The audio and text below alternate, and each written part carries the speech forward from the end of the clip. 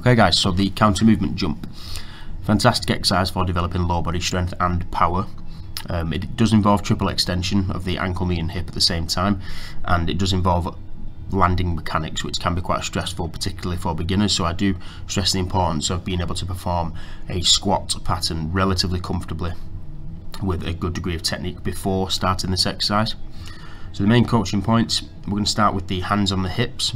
Arm swing has been shown to increase jump height significantly, so for the earlier stages, when I start with the hands on the hips, just to limit the height at which we have to land from.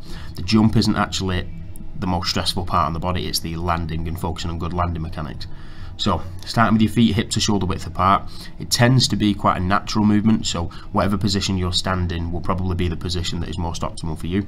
But I always tell people to go with what they're most comfortable with, and that tends to be the same position that they squat in as well.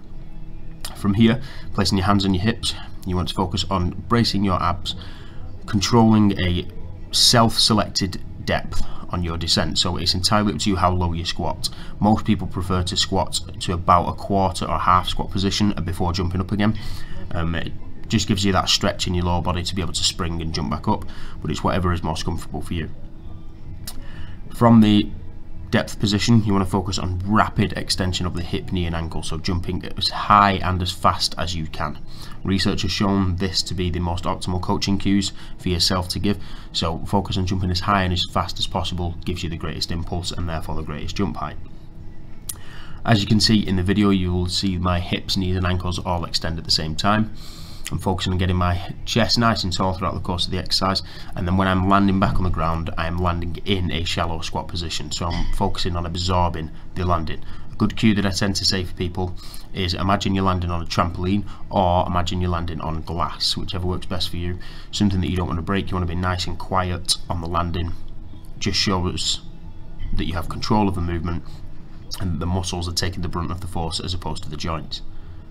The progressions for this exercise involve arm swing, so the same movement mechanics, but this time you're going to focus on including the arms. So as you squat down to that self-selected depth, you'll swing your arms down, and as you extend through the hip, knee and ankle, you'll swing your arms up.